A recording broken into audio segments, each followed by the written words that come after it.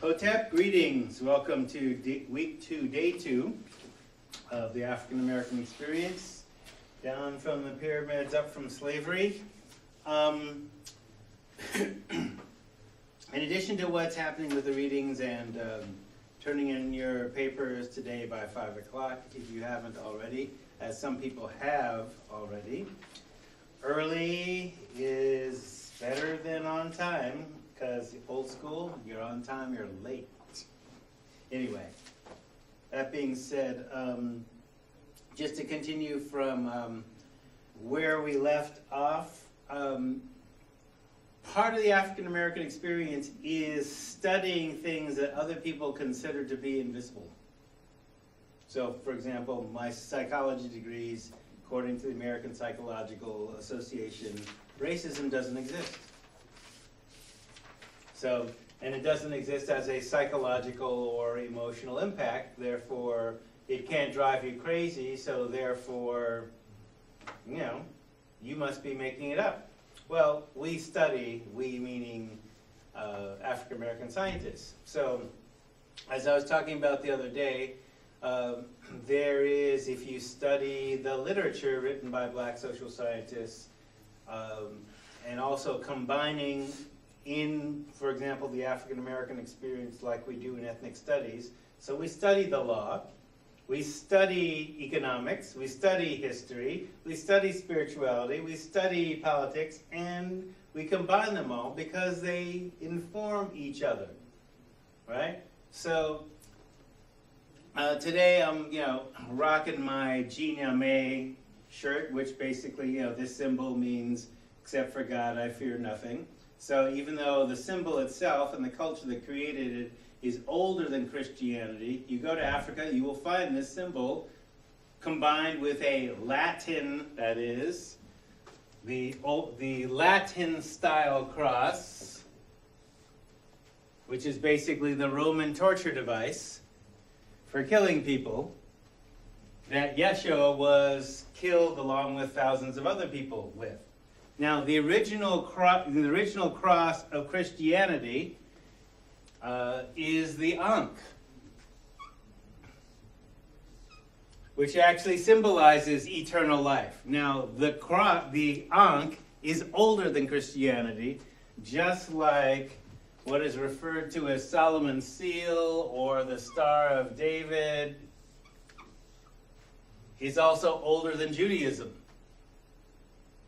in that same sense. So many of these symbols have been, kind of repurposed over the years, but, they have a meaning in their original generating culture. So the reason I'm talking about this is that religion, spirituality comes before religion. Religion can basically form the basis of a state that's based on the religion, that creates its own laws based on the proclamations of whatever particular religious leader there is. So, for example,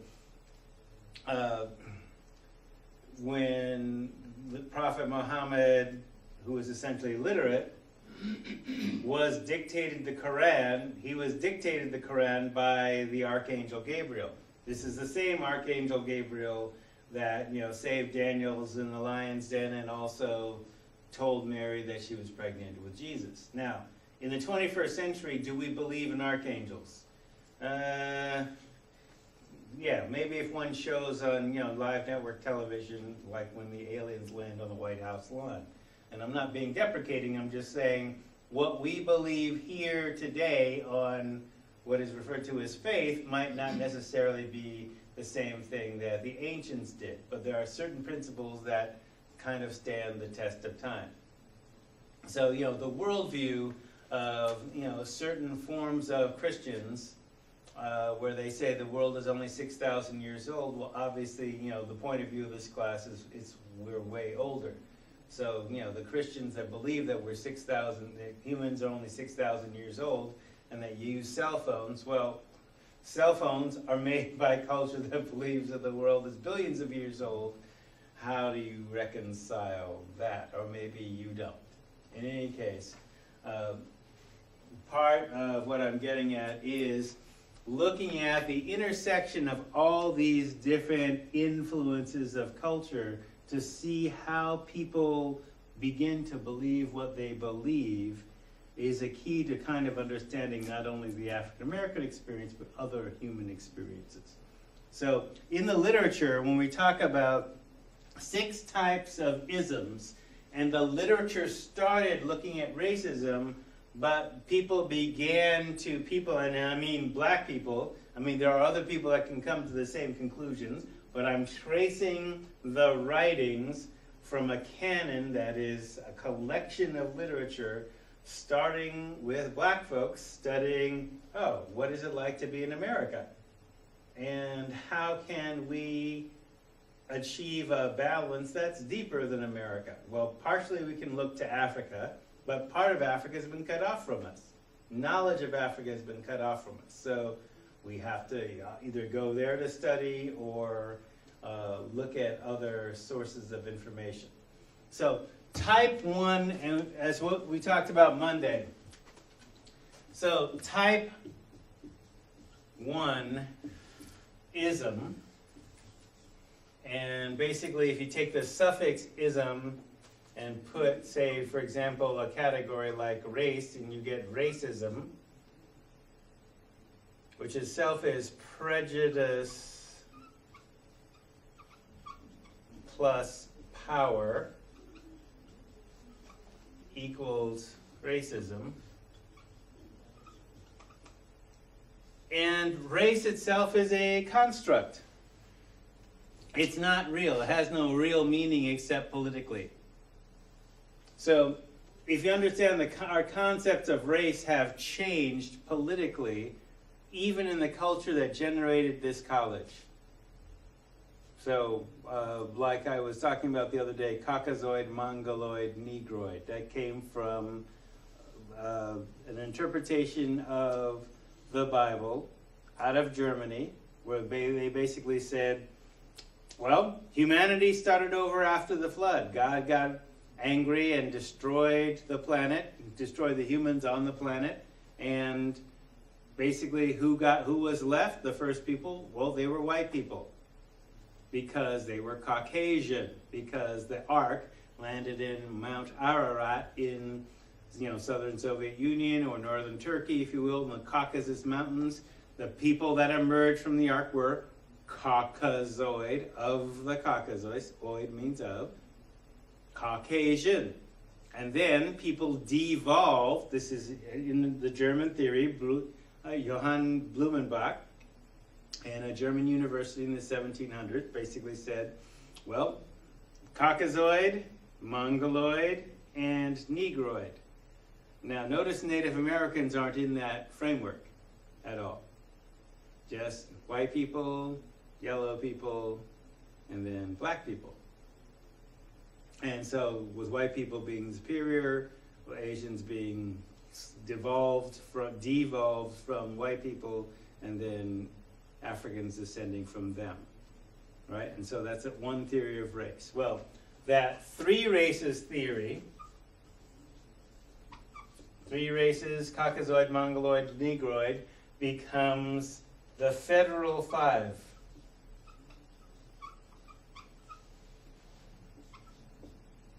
Okay, which is white, black, non-Hispanic, Hispanic, Asian, Pacific Islander, Native American. So the Federal 5, so you had to check the box, when you're getting a loan or whatever, right, to identify. So the Federal 5 comes out of the 3 races construct. Now, there are other constructs of race that are separate from this. So, for example, the indigenous construct of race, 4 races. So the Federal 5 still has the racial superiority built into it of its predecessor because of the line of thinking from Europe. All right, 4 races is the Native American construct, which doesn't have ideas of racial superiority, but it does notice that there are differences. Right? So, 4 races, one for each of the 4 directions. So, in the east is the yellow race. In the south is the black race. In the west is the Native Americans, the red race. And in the north, the white people, where the cold comes from. So, north is not superior to south. East is not superior to west. They're just simply different directions. Each one of them has a way of knowing the world that Creator gave them that's unique to them, but it's only a piece of the way of knowing the world. They can't know the entire truth until they all come together and share what they know, which is basically the working philosophy behind this particular construct. So notices that there are differences, but it does not construct racial superiority. All right? So just because you notice differences does not mean that you will automatically construct, a higher or lower notion. So, for example, the ceiling is different than the floor. The ceiling is higher than the floor, but the ceiling is not superior to the floor. You need them both. And you need the walls to separate them both and to hold the building up. A chair is not superior to a table. It's just different. Right? To use that analogy. Right? So, type 1-ism. And if the ism that we're studying is racism, then basically, as we were talking about Monday, that's verbal or physical violence.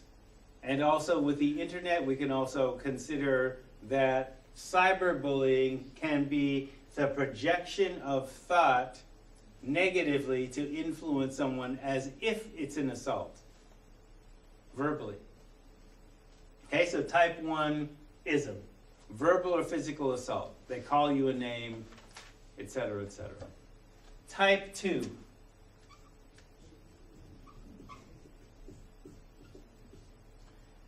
So this is overt.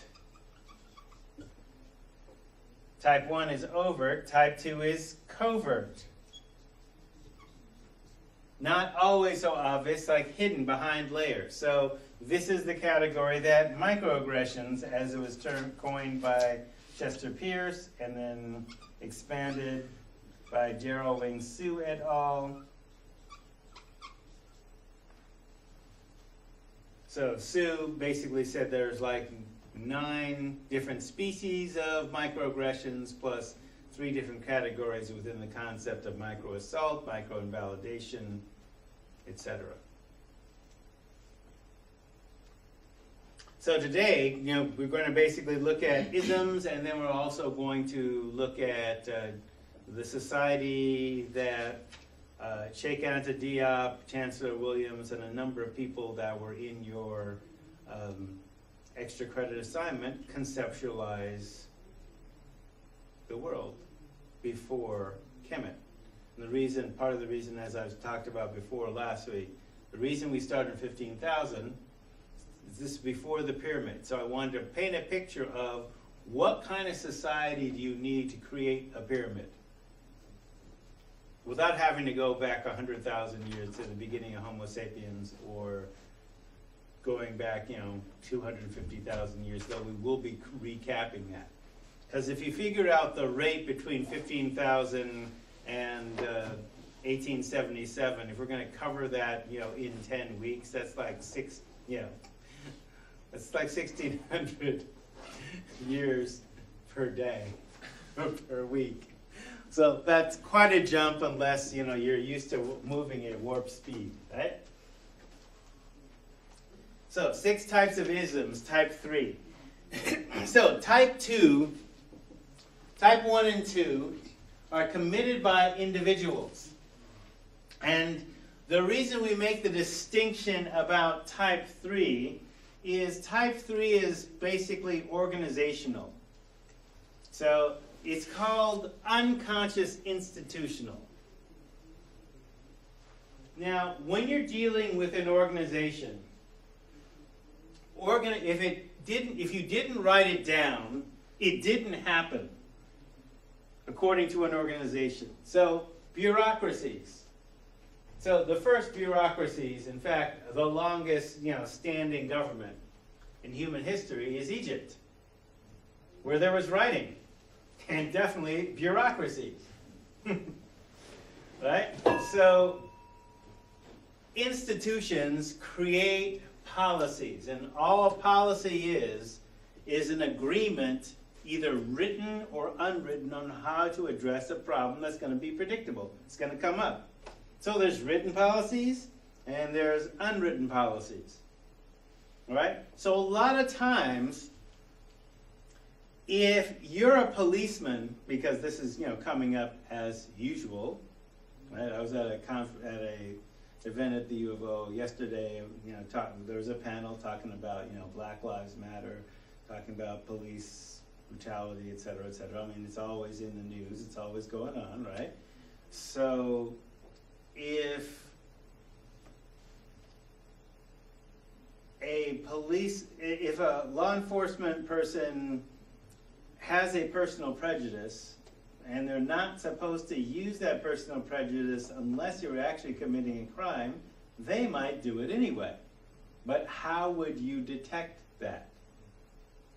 All right, so when I talk about, for example, my experience with racial profiling, well, how you detect it is, okay, if you're stopping me for my tail light, then just write me a ticket for the tail light and let's move on.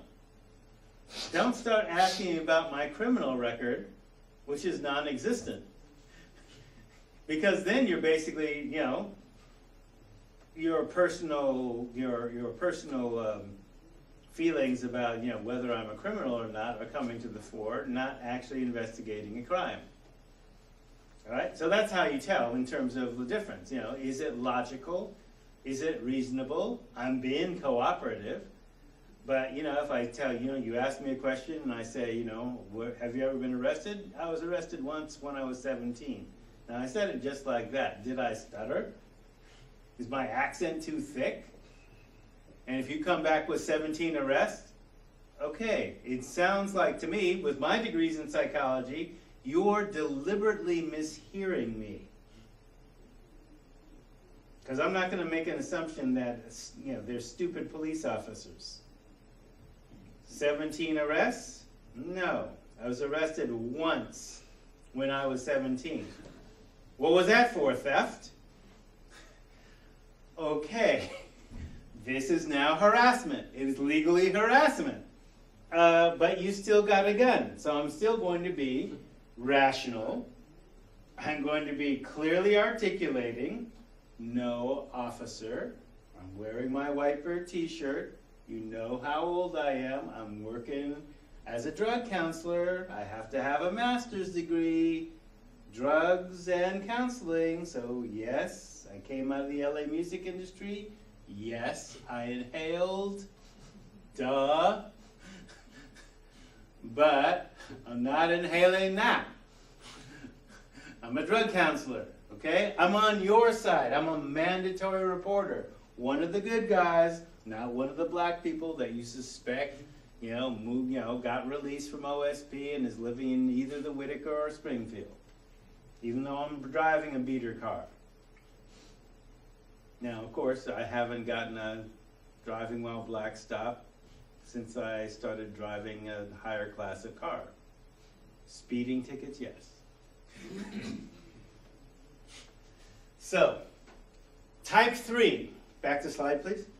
Type 3 occurs when people are committing type 1 or type 2 and the organization they're working for is unaware that they're doing it. And by that I mean officially unaware. They might know it, but they're not writing it down. And they're not making any policy about it. Okay, so unconscious institutional. The institution is unaware, quote unquote, remains unaware that people within it commit types 1 and 2 isms within it, the workplace, as part of their business operation. Therefore, no policy, no training is made against that. Okay, so it's a stage. Okay, So, for example then, scientific research can be conducted as if racism isn't present, even as it is causing direct or indirect damage through neglect. Okay, so I'm basically making this real in a way that affects people's lives. Right? And black people's lives. Because I'm part of the medical profession, and I notice, okay, when people treat conditions, are black people getting the same treatment, the same early intervention, the same prevention as other people are? Do they have the same? Yeah, you shake your head no, that's correct. They ain't. Right? So there's a couple of pieces with that. That means we need to educate ourselves. Okay, and I'm just saying that because that's my family history. My father became a doctor because the person that taught him how to read at 2 was paralyzed. And every week in Jackson and Edwards, Mississippi, where they live, some quack guy came by and said, hey, if Uncle Jack drinks this, he'll be walking next week. And of course, Jack never did. And that's why Dad became a doctor, because Uncle Jack taught him how to read at 2 by reading the newspaper on the wallpaper. They were using newspapers for wallpaper in the shotgun shack in Mississippi. Shotgun shack is you could you stand on the front porch, shoot a shotgun through the front door, and you can go through the back door without hitting the walls. That's how small it is. Right? So people live in no indoor plumbing, no running water, poor, sharecroppers. We're sharecropper people, right? So scientific research, so that's why Dad became a doctor. Going to a historically black college, Meharry, in Tennessee. Right? Because sometimes black people couldn't go to college. In fact, why he made such a big deal, I mean, if I've told you this personal history, before, but just to illustrate type 3 institutional racism, where, I'm not going to go to my high school graduation because I think that wearing a cap and gown is too Anglo. I'm going to wear, beret, throw my power fist. No, you are the third person in our family to graduate high school since slavery. Whoa. Okay. I'll wear the cap and gown because I'm representing that we can do it. All right? So, we understood that we had to get scientific literacy because we weren't going to get it from the school. We had to become our own doctors because we couldn't necessarily trust the doctors that we were going to go see because they may or may not be telling you the whole truth, if not treating you correctly. So at least we could get medical treatment from our own. And also, in those days, it was segregated anyway. My father did not join the American Medical Association, that is the national organization of doctors, well into the 80s. Because he joined the National Medical Association because the AMA wouldn't admit black doctors before the 80s. So think about that. Okay? The reason that there is a NMA, National Medical Association, and a National Dental Association is because those organizations were founded by black medical and dental professionals because the mainstream ones wouldn't allow black people to be part of them. Now, I'm sorry if you're hearing this for the first time, but that's reality. Segregation was the law, and that's also the next ism that we'll look at. So this is, type 3 is when the institution is unconscious that people are discriminating within it. Unconscious, right. And that's one of the legal principles. Oh, well, I can't say that the cop is racist unless he uses the N-word and you catch him on tape. Oh, so he's not racist until you got evidence, and the evidence is, the Supreme Court fighting words. So if you didn't say nigger or some ethnic slur, oh, well, you can't say it's racist. Okay, unless you have, a witness, or he said it in writing. Yeah, like they're going to do that. Sometimes they will. Most of the time they don't. So, scientific research can be conducted as if racism isn't present, even as it is causing direct or indirect damage through neglect. Legal policy is set based on the research or case law. Certain social conduct is allowed, and then all kinds of mayhem occur without acknowledging damage. All right? Type 3 is then now encompassing a whole lot of stuff. So unconscious doesn't mean they're actually unconscious. It's just that you have not set up a structure for acknowledging it.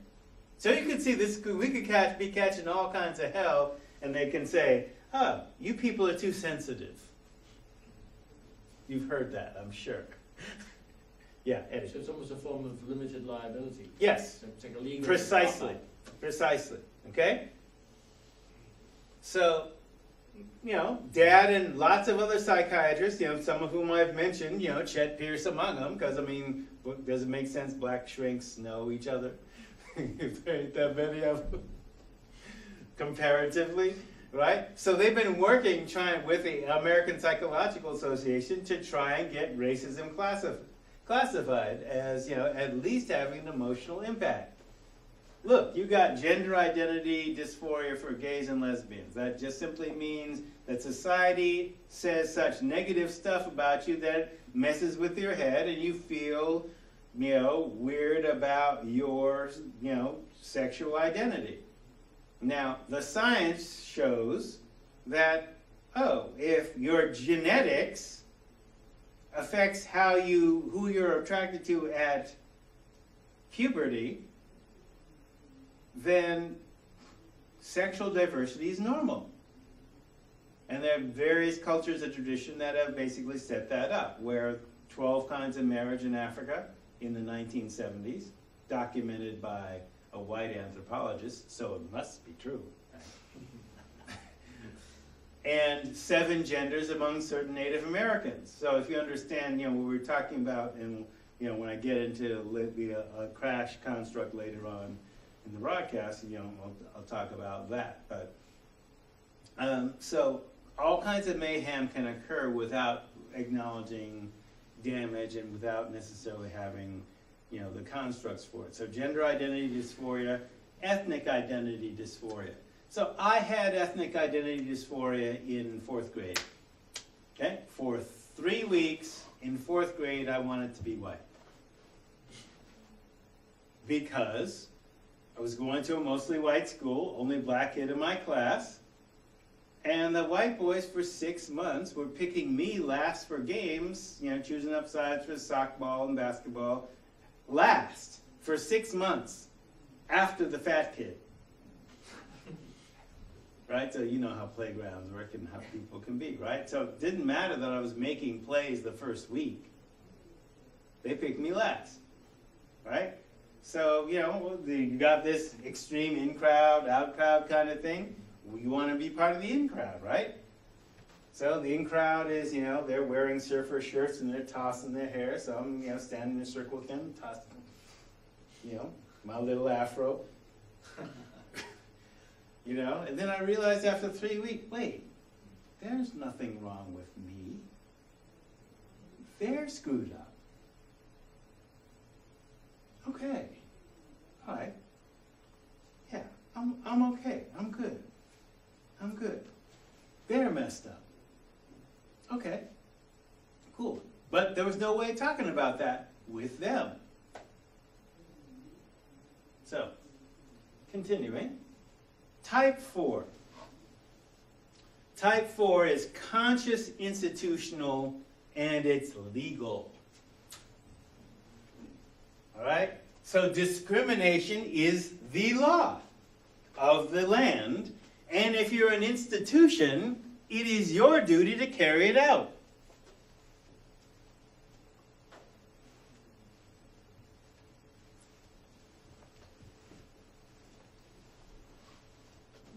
Now, a lot of type 3 organizations used to be type 4.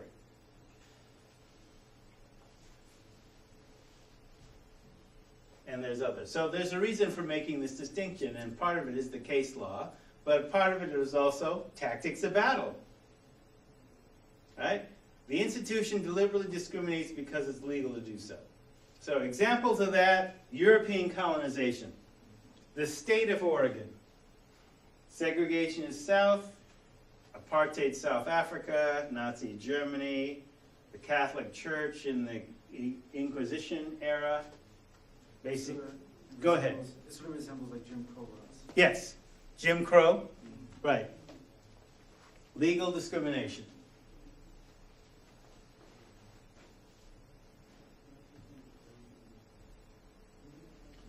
So, many people, when we get to this time period, but I'll just mention now, the reason the state of Oregon's in there is because the state of Oregon was admitted to the Union basically on the principle of excluding black American citizens from other states in the United States to keep them from coming to Oregon. Black people were illegal in Oregon, from coming to Oregon. Now, they passed that law when there were still black people here.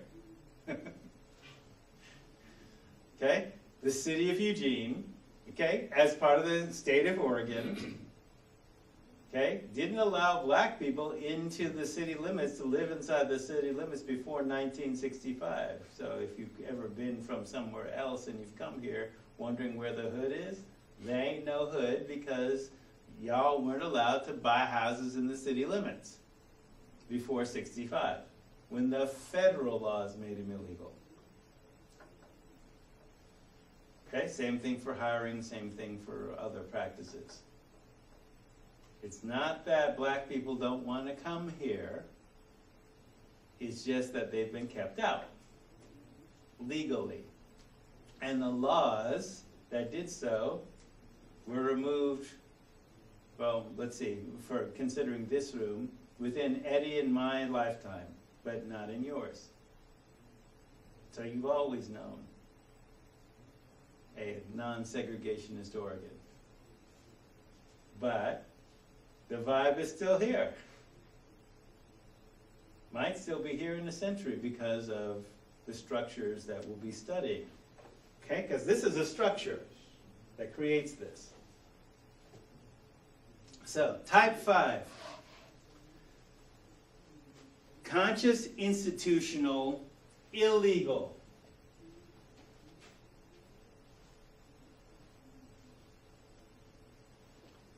It's illegal to discriminate. Laws are passed against it. It continues because it's profitable.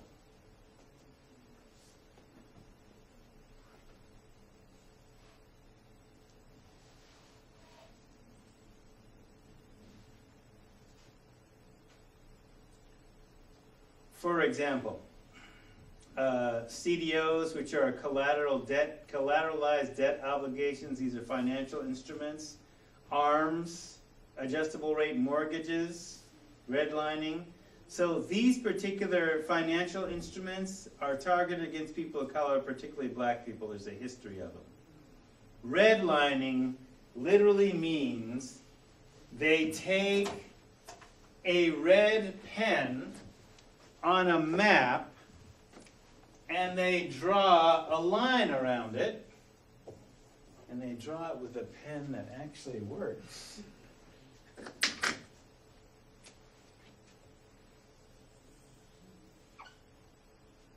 And either inside this area they won't let people in, or they will only let people in within this area.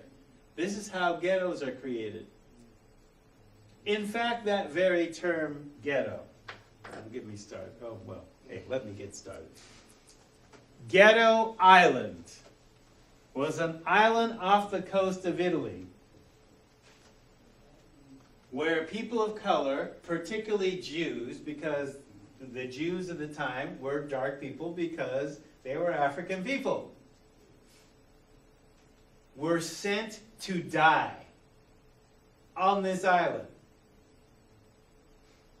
Okay, later the term became, oh, you're in a ghetto, and that's a place where, where ghetto is a Polish word for foundry. So people, Jewish people were put in the ghetto, okay, which is a place around where they melt metal, and they're using coal, so it's smoky, it's hot, it's polluted, nobody wants to live there. So we'll put those people there because we don't care about them except as a labor force, but they're gonna die, so we're gonna put them in a polluted area, the ghetto.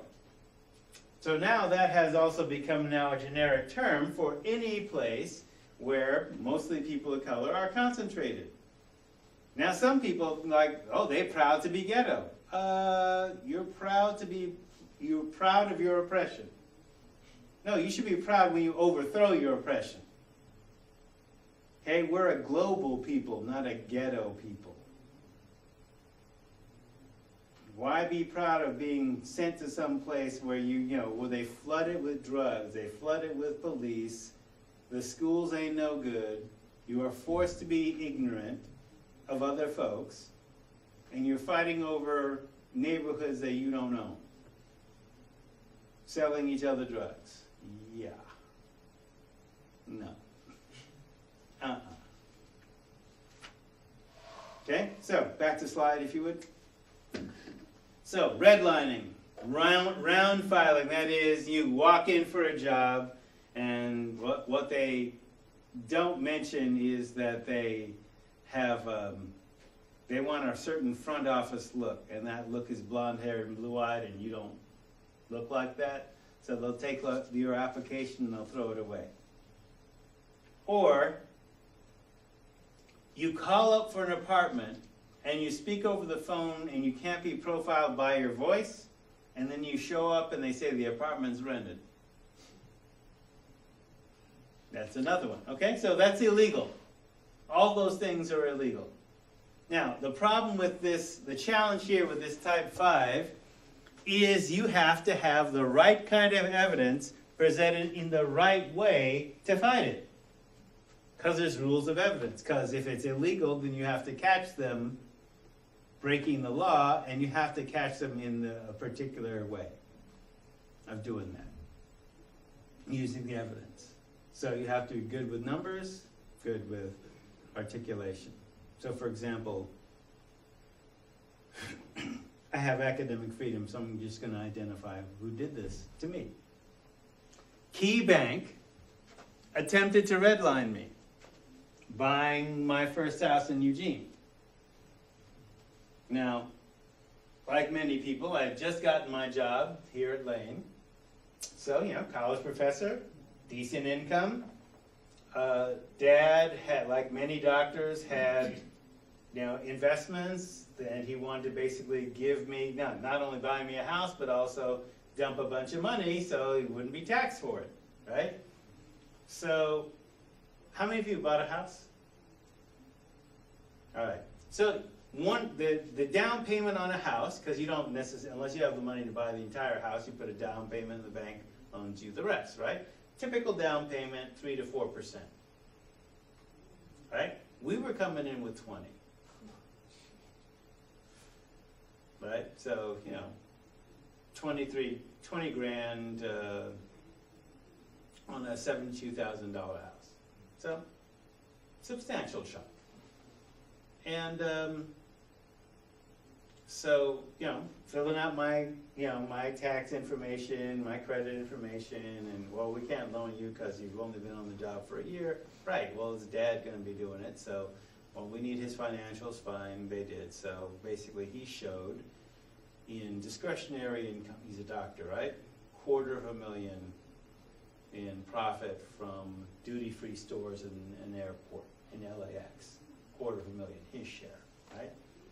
So we're coming in at 20%. They want 25. They come back with 25, and I go, wait, why? And they say, well, you live in a below average desirability location. What?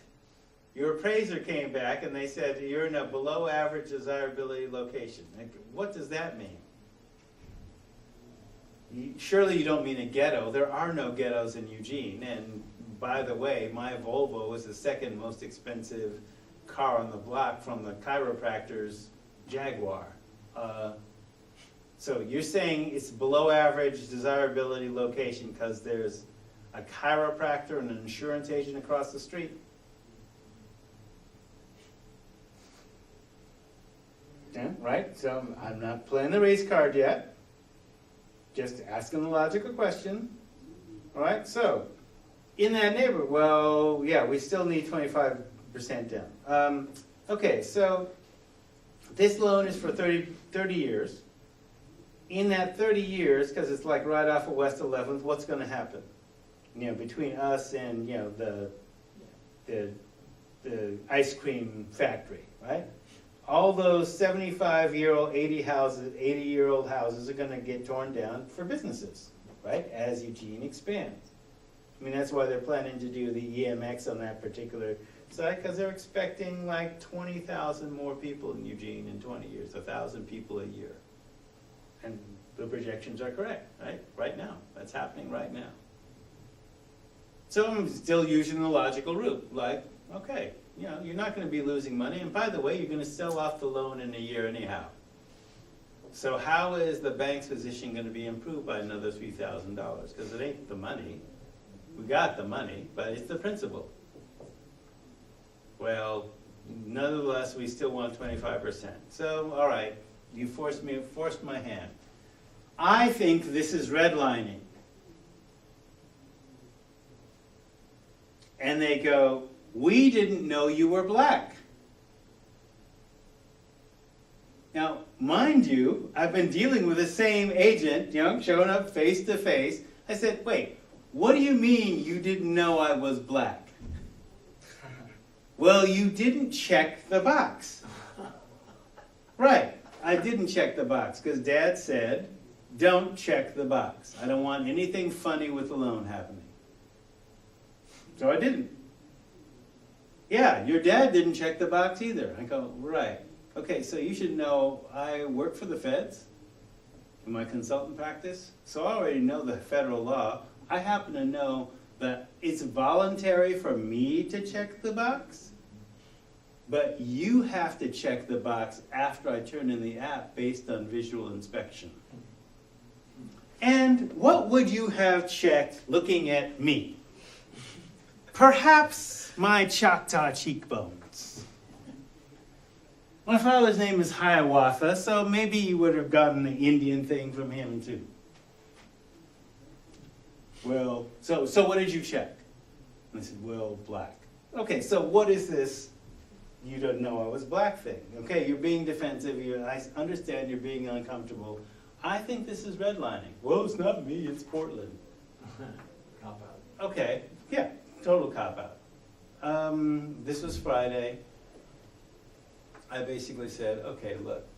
No, actually it was Thursday. So I said, I'll come back tomorrow. And I'll talk with Dad and see if he wants to do 25%. So I called Dad, and of course he said, no. It's like, yeah, we got the money, but it's the principal thing. What do you want to do? I'll call the feds. So Friday morning, call Jose Mora, Region 10 FDIC in San Francisco. I described what was going on without mentioning the R word, and he goes, that's redlining. Great. What do we do next? Said, I need the file. So that morning, went into Key Bank, downtown, 9th and Oak. Said, I need my paperwork for the loan. Well, what do you need it for? Oh, I just need it. Well, we can't give it to you.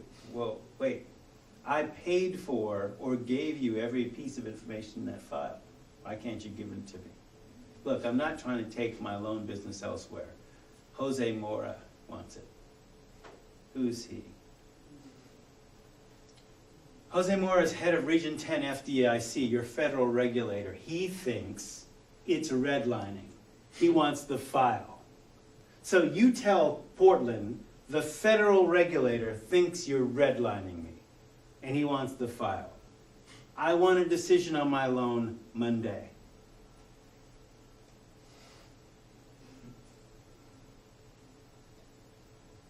I don't think they'll change their mind. Go, just tell them. So yeah, they decided yes Tuesday. And so, but again, so I'm at signing and I'm like pissed off because wow, I had to pull all this just to get into a house.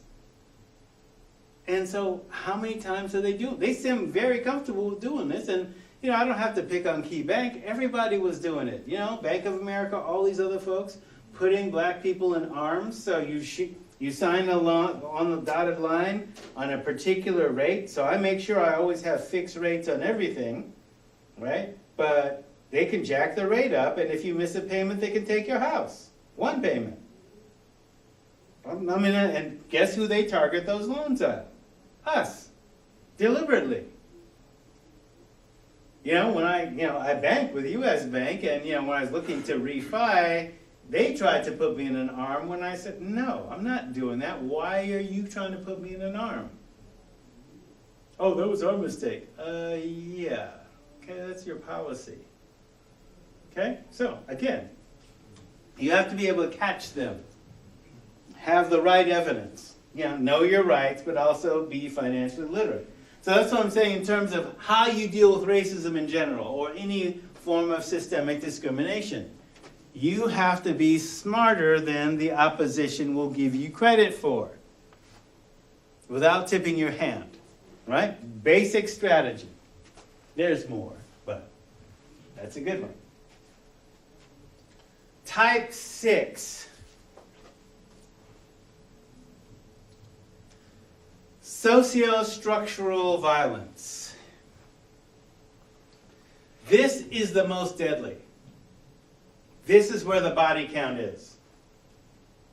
Okay? So violence, so I'm quoting Frantz Fanon here. How many heard of Frantz Fanon? Okay, y'all should know about Frantz Fanon. So Frantz Fanon, was born in Martinique, French colony, decides to go to medical school. So where does a French colonialist in the Caribbean go to medical school? Sorbonne. Actually Lyon, but anyway. Medical school in France. Comes a doctor, decides he wants to be in psychiatry. So he's posted in his residency in the then French colony of Algeria. He's noticing that black people and white people with the exact same psychological diagnosis, like schizophrenia, bipolar, whatever, the white people are getting talk therapy and drugs and therapy. The black people are being tortured. Thrown in solitary confinement, locked up. Handcuffed to walls, bread and water. I'm not sure how therapeutic that is, and it's in isolation. They ain't talking to anybody. So, same psych diagnoses. And Fanon go, wait, these people everybody should be getting treatment. The same scientific treatment. But there seems to be a racial divide.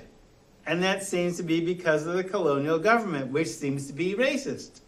Wait, but this is France. You're saying that you ain't racist, that it's liberty, equality, fraternity, you know, we all equal. We're all French. No, not so much. So, Fanon basically says, okay, he starts working with the Algerian revolutionary forces and, you know, overthrowing the French government, etc. And that's why Algeria is no longer a colony of France, and this is also why the whole, you know, where it's germane today is, you know, the whole terrorism thing in terms of African immigrants going into France and experiencing racism within France, and how do you deal with it. And so, you know, the religious piece is also the religious piece, but there's other pieces that go along with that too. Yeah, you had a question, Eddie? No. Okay. So, Fanon writes, violence is the use of power to diminish or harm the capacity of one group to flourish by another. Societies are built on structured patterns of behavior which are replicated. To have the greatest effect, the violence must be presented as normal so that it would take concerted collective action of conscious individuals to change it.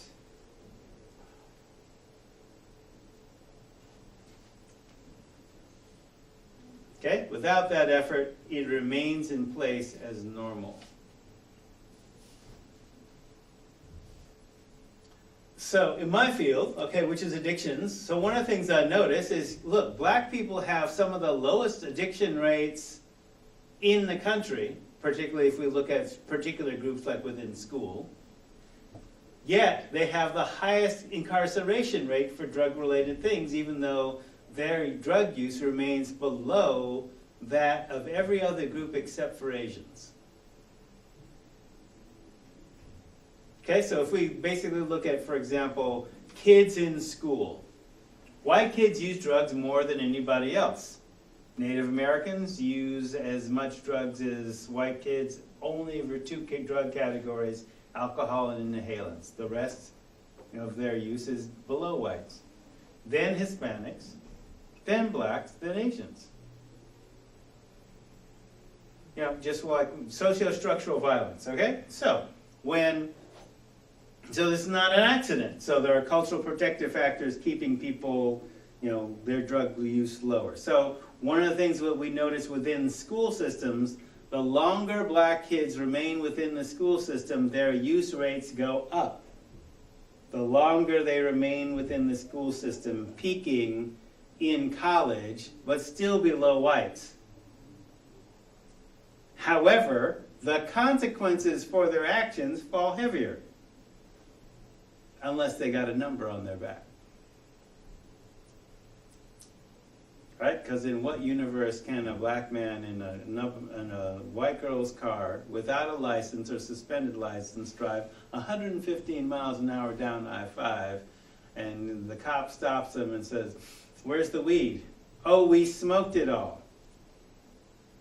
And not go to jail? "Oh, you play for the Ducks?" "Yeah." Okay. Go Ducks. Wait, speeding under the influence, no license, no insurance, and somebody else's car, and you didn't take them to jail? Because they're Ducks. Okay. Don't even get me started about the two wide receivers that wait, you're playing for the national championship and you can't stop smoking weed because you know they're going to drug test you. You know they're going to do that. So Marcus got nobody to throw to besides the problems with the line, but go Ducks. You made it. Okay. Anyway. Defensive line looked horrible. Yeah. Anyway. All right, so the other piece is that one of the things that has been my pet peeve is that when, you know, people, so for example, Black America is 12% of the US population but smokes 35% of the cigarettes. We know cigarettes cause cancer, and the most carcinogenic cigarettes are targeted to black people, i.e. menthol. Okay? Menthol, suppresses the cough reflex. So you're holding down the smoke, more carcinogenic, and then, because of socio-structural violence, your cancer isn't caught until it's too late to do anything about it, if you get treatment at all. Okay? So one of the means of detecting socio-structural violence is disproportionality. If something is happening at least twice or 3 times the rate, so all things being considered, if you're 12% of the population, you should have 12% of the incarcerations, 12% of the cancers, 12% of everything, because we're basically working on the same genome. The things that make us look different, you know, skin color is like 1% of the DNA. So we're the same people. So all things considered, we should be getting this same kind of, you know, risk and disease, et cetera, et cetera.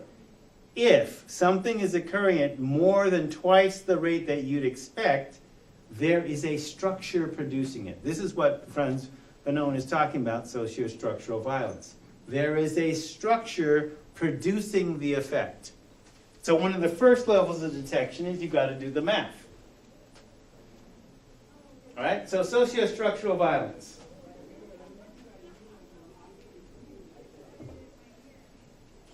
So disproportionality is the easiest means of detection. So sociostructural violence, so society and structures within society do violence. So another definition of violence by Hussein Abdullahi Bulhan from his book Franz Fanon and Psychology of Oppression. And so this is basically just giving backstory on Fanon. Violence is any relation, process, or condition by which an individual or group violates the physical, social, and or psychological integrity of another person or group. From this perspective, violence inhibits human growth, negates inherent potential, limits productive living, and causes death. Violence in any relation. So, are you valued, for example, the older and wiser you grow? Is your growth increased or inhibited the older you get? So as you become more disabled, are accommodations made easier or harder for you? So basically, even though this definition started within race, because that's what basically Fanon's thing was, what does colonization do to your mind? What does it do to your psyche? So in his book, Black Skin, White Masks, okay, what does trying to be white do to you? Because you can't be white. And maybe you shouldn't try, but, unless you're white. But even then, maybe you shouldn't try, because colonization does bad things to the colonizers too, psychologically. So what does it look like to be in a more free condition? So this is from that book again. So the proposed definition rests on several assumptions. First, violence is not simply an isolated physical act or discrete random event. It is a relation, process, and condition undermining, exploiting, and curtailing the well-being of the victim. Secondly, these violations are not simply moral and ethical, but also physical, social, and or psychological. They involve demonstrable assault on or injury of and damage to the victim. Third, violence in any of the three domains, physical, social, or psychological, has significant repercussions in the other two domains. Physical assault affects your social status and your psychological well-being. A social assault affects your physical health and your psychological well-being. And a psychological assault affects your social status and your physical well-being. So they're interrelated. Now, if your society allows violence on any of those levels and or supports it and or doesn't support you in healing from it, it gets worse. And that's what he's saying. And it becomes normal. Lynching was once normal. Lynching was once carried out by the police. Great, so now they're using deadly force, deciding the death penalty without the use of a judge, just like Judge Dredd. Except, this ain't the future. Fourth, violence occurs not only between individuals and also between groups in society. So, and also within group societies. Who calls who a redneck? Where did the term originally come from? Who are you calling immigrant? Pilgrim. Negar to negger to nigger, the transformation of that word. And fifth, intention is less critical than consequence in most forms of violence. So this is actually even a legal definition. It doesn't matter your intent. So for example, if a cop calls you nigger, well, that's clear, right? Especially if they do it in front of witnesses or on one of their cameras. Not that that helps you. You're still dead. But, okay, we know your intent if you speak it or if you write it. But intent, if they don't speak it or write it, is not really relevant because the effect is still the same. And the case law recognizes this. Well, I didn't mean it. That doesn't matter. You have to acknowledge that this is what the impact was on the person. And go from there. I didn't mean anything by calling you colored. I got nothing against the coloreds. You people have nice funerals. These are things that have been said in my workplace here. Eddie, don't be shocked. What do you people want to be called anyway? So, any relation, process, or condition imposed by someone that injures the health and well-being of others is by definition violent. All right, so there is, how many of you have heard about the Combahee River Collective? Well, you will. But I'll tell you about them now. In the 70s, so Combahee River Collective takes their name from a battle during the Civil War where Harriet Tubman was the military commander. That is, she selected the Union Army colonel and basically gave him orders, and they basically, so in her entire time in the Underground Railroad, she freed 350 slaves that way, personally. But in 1 week, so there's a famous quote by Harriet. She said, "I have freed 1,000 slaves, and I could have freed thousands more if only they knew they were slaves. I freed 1,000 slaves, I could have freed thousands more if only they knew they were slaves." So wait, 350 in the Underground Railroad, is there math off? No, Combahee River was a military action in which gunboats go up the Combahee River in South Carolina, and they free 700 slaves in a week. And the slaves didn't even want to come on the boats until Harriet stood in the bow and started singing to them. "Oh, it's Harriet. Cool. Bye, massa. We out." Combahee, it was written up in, Boston Globe and New York Times as, a marvelous coup led by General Harriet Tubman. That's where she got the nickname, the General. Right? So I freed 1,000 slaves, could have freed thousands more if only they were slaves. Now, if this is the first time you've heard that, even though it's part of American history, well, maybe you live in a culture where people are tripping about a black woman being the military commander of a successful liberation operation. And why would they have issues with that? God, if black women can lead combat troops into battle,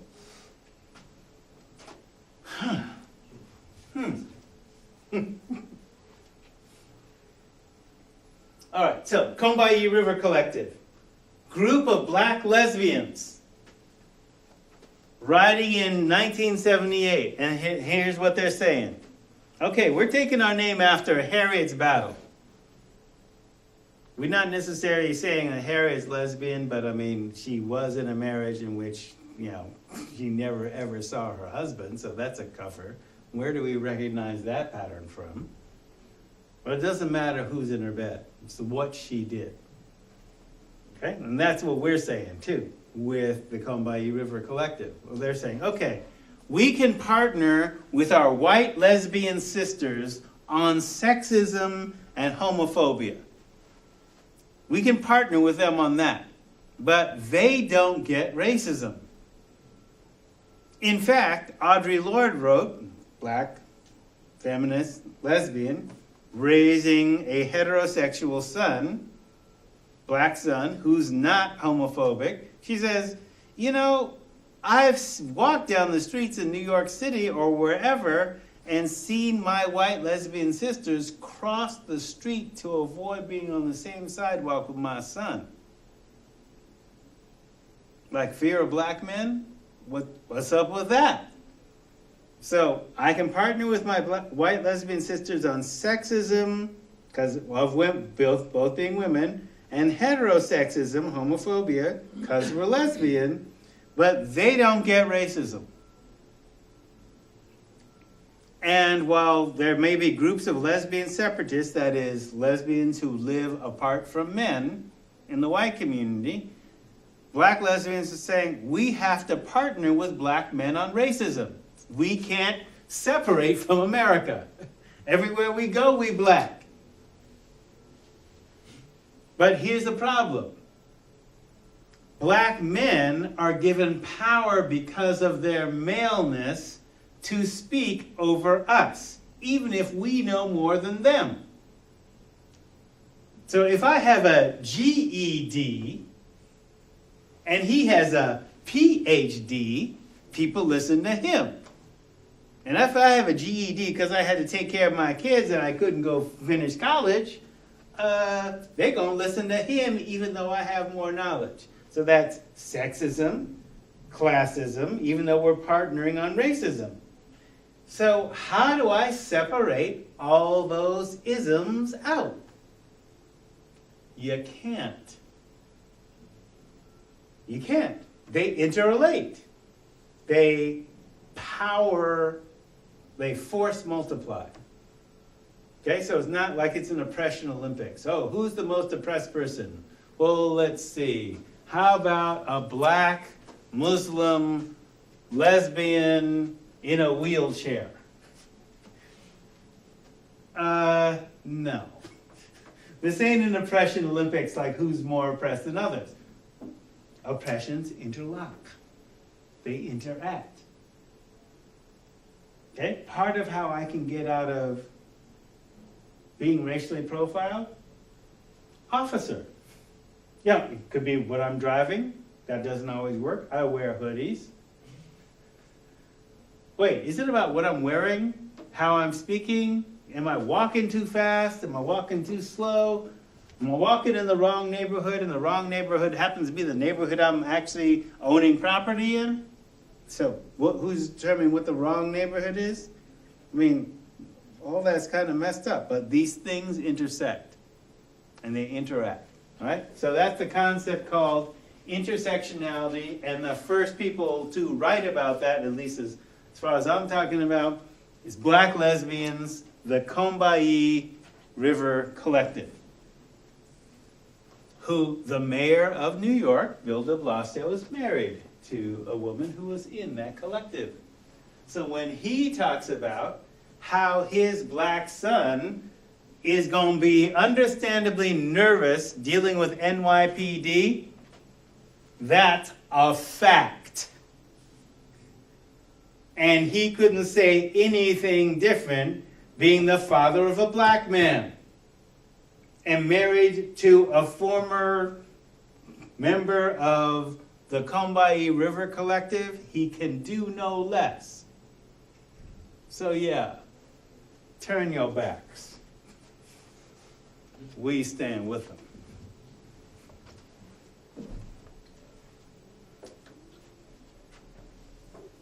So, for every ism, there is a corresponding privilege system. That's part of the socio-structural violence, understanding that for each characteristic that is a discriminator, there are people that benefit from that. As a male, walking here on campus at night, I don't have to worry about being raped.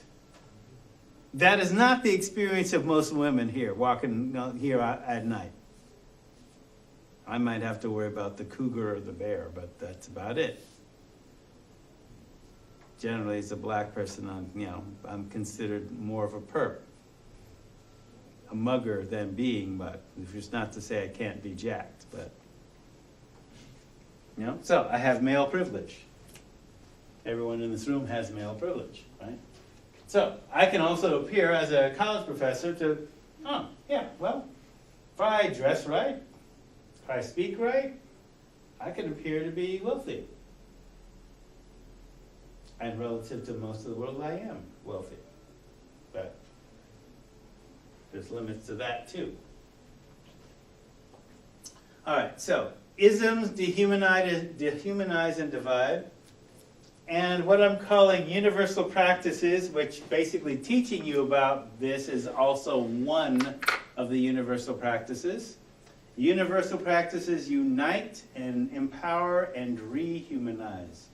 So universal practices are just like universal precautions.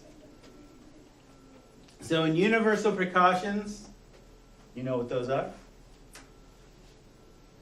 Been to a dentist? Been to a doctor? Seen paramedics? What do they got on their hands? Gloves. Why? To keep them safe. Keep them safe and you too. Safe from what? Infection. All right? So, universal precautions assumes everybody's infected. So, we got to protect each other from each other, one way or the other. Okay? So, gloves, barrier methods, etc., right? So, universal practices. You assume everybody speaking English is infected with an ism. Just assume that. Okay? And they may not know about it. Okay? Just like AIDS, just like, Hep C, whatever. They may not know that they're infected. That's the nature of it. Okay? Prejudice plus power equals an ism. Okay? So I have some male privilege. I have some class privilege. I have black male privilege because I'm a black male college professor and I can talk good. So that gives me a tactical advantage in certain situations. Not so in others. All right? So I can use those advantages, So heterosexual black male, I got heterosexual privilege. So I will speak in alliance with gays and lesbians of color and or not. Because one of the things I've noticed in terms of gays and lesbians is if they have the correct analysis of power, I'm going to listen to them. Do I think Langston Hughes or Angela Davis are less black because they're gay or lesbian? No. In fact, try and tell me Angela ain't black because she's lesbian. I'll deck you. Or you tell me how her analysis is incorrect about the prison industrial complex. Really. Trying that. She's speaking truth, she's helping our people, I'm down with her. Because she's more down than a crip.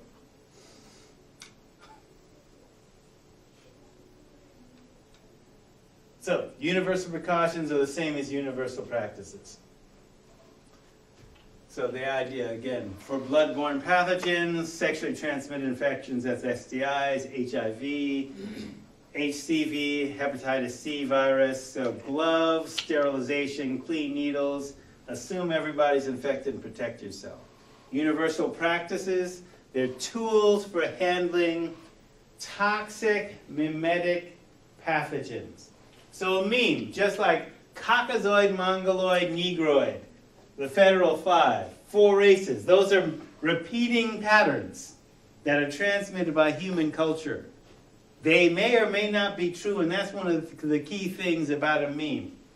Race is artificial. It doesn't exist outside of a political system. So understand, political systems exist, right? But race doesn't matter. If you and any other human being, female, since we're all male here, right, has sex and they produce a human baby. End of discussion. You're the same critter. You're not a mule. Horse and a donkey, mule. Liger, lion and tiger, liger. Okay? Ligers can't reproduce. Mules can't reproduce. You can reproduce, you're the same critter. Biologically, we're the same. The human race, there's one race, the human race. The only difference is and this is where it's been interesting for the last, say, 1,000 years, there's been 22,000 years of white people. We've been mixing with them for 22,000 years. People only started tripping for the last 700. And then under white supremacy, which didn't exist 1,000 years ago. As a meme, as a practice, like W.B. Du Bois said. Right, the ancient Germans, the ancient Romans, Germans saying they're the master race. Right. Romans said, yeah, you were in animal skins and you couldn't read or write when we conquered you. You ain't no master race. Them black people at least read and write. They can, speak in rhymes. They can make music. They have science. They have chemistry. They have civilization. They live in cities. Y'all are living in the woods with animal skins. How are you even close to civilized? I mean, you didn't need to see Gladiator to get that attitude. I mean, that's, the Romans, you're not civilized. At least these Africans are civilized. So how is the Germans being a master race? Hitler? No. Right? So the idea then, memes don't necessarily have to be true. They just have to be successful, or they are successful or not. Just like viruses. Viruses don't care how it's transmitted. Globally, AIDS is a heterosexually transmitted disease. We only heard about it in America, absent conspiracy theories, first from gay people, certain subset of gay men. And that might be because of sexual tourism. You go to a dirt poor place, and sexual tourism is where you go to have sex with the natives where they are, because you can pay them very little money and have sex with them. Okay, and then transmit HIV to them. And globally, HIV is also tied to the U.S. military. Wherever the U.S. military has been, they've infected the local population. That's heterosexual transmission. Okay, so thinking of it as a gay disease, not the science. Viruses don't care who's zooming who. They just want to infect more bodies. A meme doesn't have to be true. It just wants to replicate. Doesn't have to be true, all right? So, back to slide, thank you. So, isms, privilege systems, assume everybody exposed to the American educational system, mass media, that includes the internet, is infected, and at least a carrier. When we say something is going viral, that's a meme. That's where the concept came from. It was coined by a biologist. Meme was coined, is basically a replicating idea, the smallest unit of replicating thought. And like viruses, they accumulate and they form larger ideas. All right, so racism is a meme. Race is a meme. So, another meme, intersectionality. All right, so interrelated, interlocking systems of discrimination, or what I call crash. C R squared, A cubed, SH. In the matrix of domination, interlocking systems interact with each other so that a poor, like I said, it's not an oppression of the fix, but they do force multiply.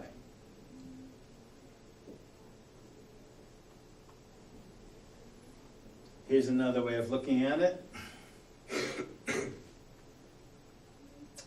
Patriarchy generates crash, classism, racism. The R squared comes from religion, spirituality, just like I did the hierarchy of religions, who's on top. White Anglo-Saxon Protestants, then Catholics, then Mormons, then Jews, then Muslims, then Hindus, then Buddhists, and then who's below that in terms of the religious hierarchy. Notice the people on top are white, the people down towards the bottom tend to get browner. Whose religion is considered serious, whose is not? Or legitimate, and whose is not?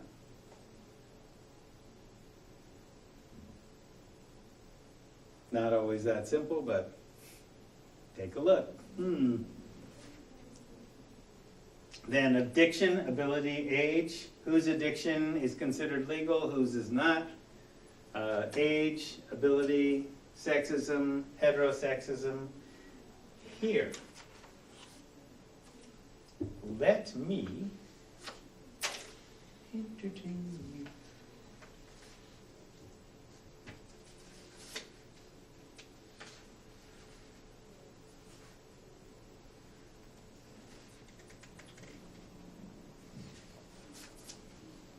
Pass those out.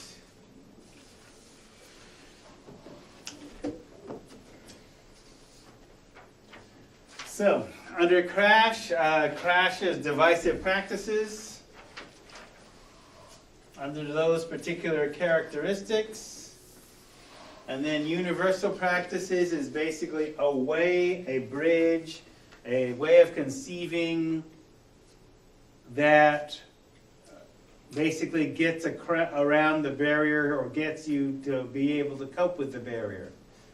So, for example, within religion and spirituality, between those two things, so for example, Naeem Akbar talks about spirituality being the sense of a connection to something greater than yourself, and religion, a set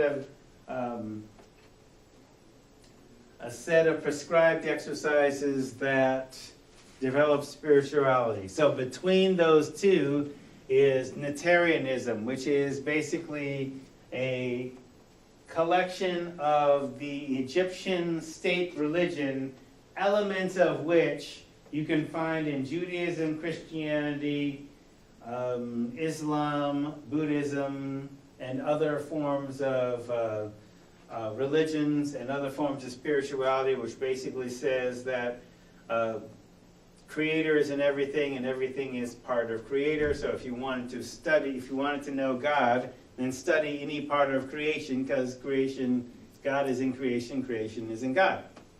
And basically talks about there's equality of the sexes, because man can't be superior to woman, because they're both God or goddess. Okay? Humans can't be superior to rocks, because there is no place that God is not. They're just different. You're equal to the stars, even though the stars are bigger than you and fall far away. You can know the universe by studying yourself, and you can know yourself by studying the universe. 2. Let's see. Okay. So notice this line, and I'll give you, this is a personal worksheet. Pass this out too.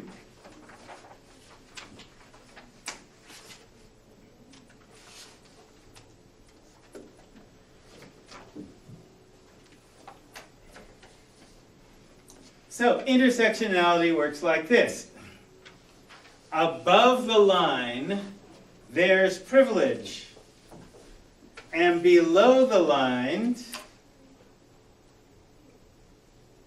you're targeted.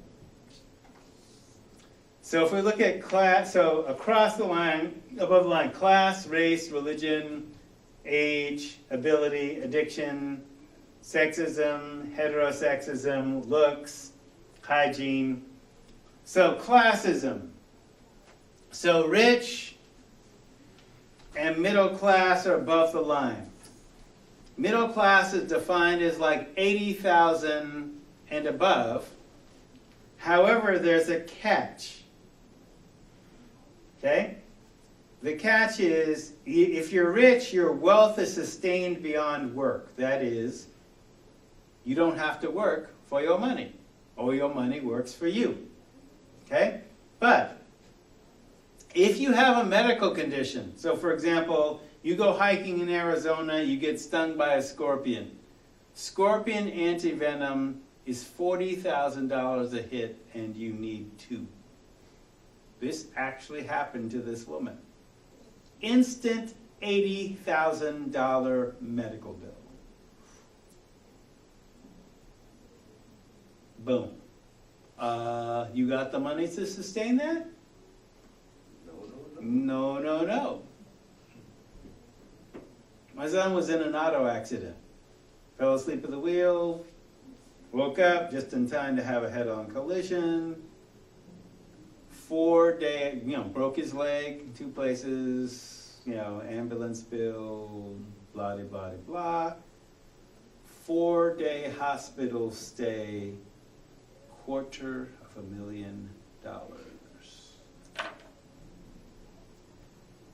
Which is not going to be supported by his solar energy installation job. And no insurance, no Obamacare. Boom. That happens to you, boom, you're below the line now. Right? So unless you're Mitt Romney, you can own an insurance company. You out of luck, right? So I'm in that position, right? Yeah, it doesn't matter. I'm a college professor and I'm making, 93 to 100 grand or whatever, after working in a place for a quarter century and good benefits and all that other kind of stuff. If I get sick, really bad, I'm SOL. It's a wrap. Okay, it's a wrap, right, exactly, all right? So understand, so above the line, you're privileged, below the line, you're targeted. So right now, on class, I'm above the line. On race, I'm below the line, because I'm not white. On religion, spirituality, I can pass for Christian, but there are people, Christians, that'll think, oh, you think Jesus is black? You're not Christian, you're the devil. Okay, but I can pass for Christian, right? So, all right, I'm above the line there. I'm below the line on age, because age, privilege above the line, 30 to 50. You younger than 30? SOL. You 30 to 50? Well, we can hire you. And you're marketable. Right? So I'm below the line on age. I'm above the line on ability because I'm temporarily able-bodied. That's TAB. Temporarily able-bodied. And I'm also mentally sane, more or less. Or at least I can appear, not be too crazy. Right? So, above the line on that. I'm above the line on addiction, because I'm not addicted. Right? So, and I'm not addicted, and if I were addicted, then as long as I'm addicted to alcohol or pills, and I'm under a prescription from a doctor, then I'm above the line, I'm legal. As long as I don't drive, impaired drive, I'm cool, right? But below the line, puff a little, Sexism, above the line, male. Heterosexism, above the line there. Looks, guess I look okay. Did take a shower today. Don't appear to be homeless. Okay, so you see the point. So again, with intersectionality, all of us have some kind of privilege or we're targeted. And that can shift. Now, I didn't make these rules, but you can see that these rules are enforced. We didn't necessarily create the system, but we can see the rules. All right? So I can appear to be above my social class by my vocabulary. Which is easy when you're a college professor because people expect me to use 13 stamp words. And speak in California newscaster English accent, not a Southern accent, not a Brooklyn accent. Not yo, what's up? Right? I'm familiar enough with the Bible, the Quran, the Book of Mormon, the Torah, so I can speak confidently in those things, as well as native religion, and native spirituality. So, okay, sufficiently multi-culti, to pass for reasonably well-educated. So that goes all to the good, right? So the idea with intersectionality and the interrelatedness of oppression. So if you're going to do this work yourself, and I can put these up on the website so you can replicate them yourself, is that once you understand how this works, then not only can you improve life where you're targeted personally, but you can also help other people. Because they're affected like this too. So take, for example, heterosexism. So, I don't know, I wasn't necessarily taught any of this stuff in school. So, for example, the intersexed.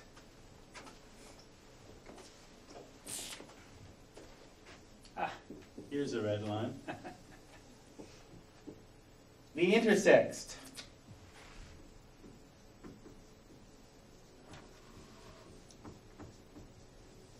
So there's a continuum. And whoever does the defining gets to decide what normal is. All right? So in this framework, intersex, which is an anthropological term, normal is you're a boy or a girl with a visible boy or girl equipment. One side or the other. Right? So let's say that this side is quote unquote normal. Now I'm putting normal in quotes because as a scientist, normal is what happens with predictable regularity. That's normal. Okay? And here's what's normal in the DNA code. 3 to 4% of human births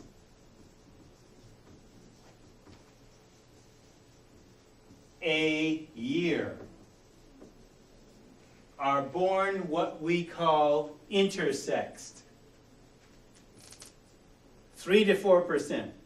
And this is not a recent phenomenon. Okay? So let's just assume, from what we've observed, and what happens reliably and predictably, 3 to 4% of human births are intersexed. That is, on one end of the continuum, oh, you're a boy and a girl, you sit or stand to pee. You can get pregnant or get someone pregnant, and that's it. Two, visible, functional, external genitalia.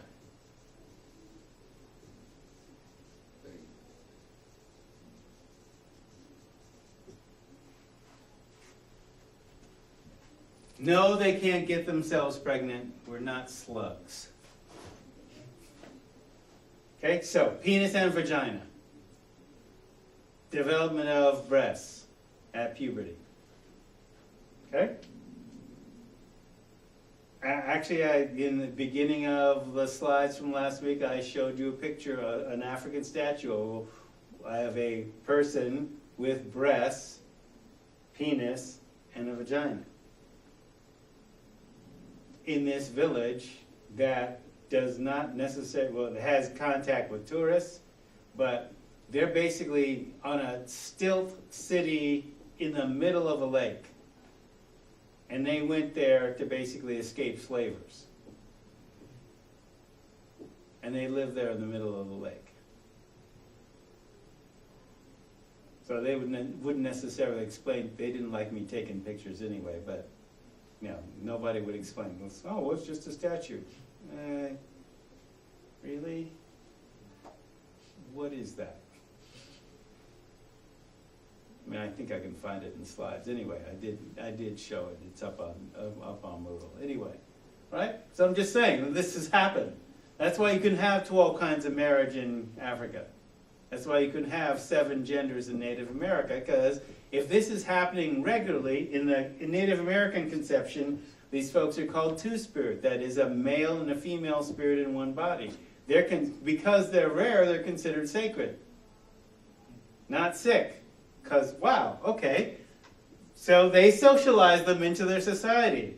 Hey, you can be a marriage counselor for heterosexuals because you can see the male point of view and the female point of view. And you can dress whatever way you want. You want to dress as a woman, but we know that your, that Weha is a, whatever that particular Zuni tribal word is for them. But the Osage have 7 genders, 2 of which we know as heterosexual, but other 5 are not. And they socialize to those roles. So when I was showing you Queen Nzinga, it's like, right, Queen Nzinga led combat troops into battle. If Sister Girl is bad enough to lead from the front and attack first and win against Europeans, are you going to trip about who she brings to her tent? Or how many? No, you're going to also evolve a social structure that will allow the support of that. So like when Gaddafi had an Amazigh guard, that means all-women corps of warriors, that was traditional African. And the marriage, one of the 12 kinds of marriage is all those women in the army are married to the king. Harems form a group marriage. Sexual slave concubines, but it's a form of marriage when they're equal. I'm just saying, human being sexual diversity is a scientific reality. See, and this is how I get, oh, okay, this makes sense. So maybe I need a Harriet Tubman, or an Audre Lorde, or Langston Hughes, or Jimmy Baldwin, or Essex Hemphill, or Angela Davis, and Sonia Sanchez. I'm just talking about the black ones. Because I see those folks are integral parts of my culture. And the only time that they've been considered evil was when the white man's form of our religion defined them as evil. But they're the ones that said that we're cursed because we're black. So should I really be tripping about whether they think gays and lesbians are of the devil? When they consider us of the devil and that aping slavery is of the devil? No. I'm sorry. I ain't buying that. I'm a scientist. So here's what the science says. Human sexual diversity is real. And various cultures older than racist Western civilization have accepted these folks. And these folks are my kin. Actually, literally, they're my kin. So I'm not going to be tripping about my cousins and nieces and nephews. That's of little consequence. I just want them to have good role models, and I want them to be like Langston, like Angela, like whatever. Strong servants of the people. Look, Huey Newton, a heterosexual, head of the Black Panther, said, gay and lesbian struggle is revolutionary struggle. Like our black liberation struggle. It's a part of our human liberation struggle.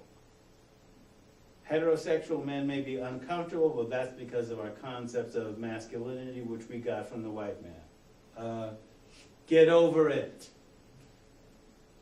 Okay, so I can say that from my heterosexual privilege because I ain't got nothing to lose. You ain't questioning my manhood. A woman doesn't question my manhood or the women I've been with. So that ain't it. It's not about who's zooming who. It's about mutual oppression and liberation struggle. That's how I get to it. So that's a meme, which happens to be scientifically backed up. So in between, if I start naming people, like the actress Jamie Lee Curtis, okay, that's her. Like the sister who ran for South Africa, her grandma said, look, I changed her diaper, she's a girl. Just because she can beat all the white girls does not mean she's on steroids. Or that she's a dude. Yeah, she has a double Y, but she's a girl. No, I mean, that was the conversation. I forget her name, but, basically mentioned her in the last decade. So part of the piece then, this is like where heterosex comes in, who's normal and who's not. And I'm saying scientifically, normal is what happens with predictable regularity. 3 to 4% human births a year equals 3 to 4 million births a year. Multiply that out, adjusting for population, for 100,000 to 250,000 years. What's normal? Really? I'm just saying. And it's not a local mutation because of radiation and nothing. No, this has been going on for a long time. But she had 2 Ys in a vagina?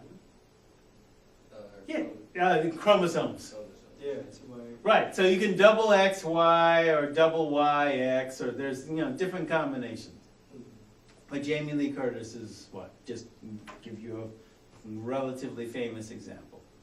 And the sister who ran track for South Africa in the last decade, I forget her name. But that's because I turned 60 and I have CRS. Can't remember stuff. Yeah, Eddie. Why was the word hermaphrodites? Yeah, right. So So hermaphrodites is a biological condition where, like banana slugs, among other things, they have 2 sets of genitalia, and a true hermaphrodite can get themselves pregnant. Yeah, like banana slugs. And there are other life forms that do that too. So that's the difference. Yeah, humans can't. These folks can't get themselves pregnant. And actually you wouldn't want that to happen any more than brother or sister marriages, because sooner or later you get bad alleles, i.e., reinforcement of negative traits. That's why we need human diversity, to not reinforce bad genes. Unlike the DuPont family. And the British royalty. And the British royalty. But hey, far be it from me to cast stones. All right. So the last 5-7 minutes, beginning to go into commit. So the reason I give you this whole ism stuff in socio-structural violence, one form of social structural violence is curriculum. The Columbus discovered America narrative, which is presented as normal, is a form of violence. Okay? Because it supports white supremacy and suppresses actual human diversity by creating ignorance about people. So if you're not telling history from the points of view of everybody that was there, why are you doing that? Well, you're doing it to make the system that we're in seem normal when it ain't. So I'm probably hoisted by my own petard by even saying that, because, yeah, science is what happens predictably and reliably, and yes, racism does happen predictably and reliably, but that doesn't mean that it's right. Right? This is different. Okay, so often what happens with folks within this particular set of genome is, I heard this on NPR, so it must be true, right? Where they talked about these folks where if a baby is born and appears to be female, has a vagina, and has a very large clitoris, almost like a vestigial penis, they will cut the penis off without telling the mom or the parents. Right? And the joke was, it's easier to make a hole than a pole. Wow, they actually said that on the radio. Wow. They actually said that. It's terrible. Okay, yeah, it is terrible, but I mean, think about what you did. Okay, so great, cosmetically, you removed an extra large clitoris quasi-penis, but that was created by their DNA. And it's your DNA that's going to drive the hormones that happen at puberty. So what's going to happen to that person at puberty? Something weird, Well, not normal. yeah, depends on what normal is, but you know, if they have same-sex emotions, right, you haven't corrected the genes if that's correct. I'm not saying it's correct. Who's doing the defining of what normal is? Chief Gates, creator of DARE, chief of LAPD, said choking y'all niggas out, well, that's because y'all don't have normal blood vessels. Normal people can survive a chokehold. I'm not making that up. You know, I don't have to make that up, right? So understand, you know, when Chief Gates is saying normal, he's saying white people. Like black people ain't normal. This is the head of the LAPD. Yeah, so what's normal? Normal is what happens. What is normal to what happens to humanity? Humanity is diverse. All right? So, it is normal for some people to have same-sex feelings and same-sex sex because that's what their genome set them up to do. Oh, well. Relative to the rest of humanity, they're a minority. Who cares? People are tripping about race mixing. Wait, 1 to 2% of people have sex and have kids outside of their quote-unquote race, which is artificial. 1 to 2%. 98% stay within their particular race or culture. Why are y'all tripping? What's the problem? Well, the problem is you don't know how to dissect what race is. It's an illusion that you're buying. All right? So this particular piece about ontology, the study of the nature of being, a series of energetic relationships. So the forces of the spirit, human, animal, vegetable, and mineral worlds, all constantly influencing each other, and by a proper knowledge and use of them, a man or a person may influence their own life and that of others. So part of that ontology we'll look at next week, because I spent so much time actually on dissecting systems of discrimination, so that you know, okay, it's our education that basically forces us into not knowing about diversity. And that's a form of violence, as Fanon would say. So, they're probably going to roll the music shortly, and you can do that actually now. You can turn in your papers by email by 5 o'clock, and I'll print them out. And this and the YouTube link should be up tomorrow night, at the latest. So the whole tradition is kind of an act of violence. It is.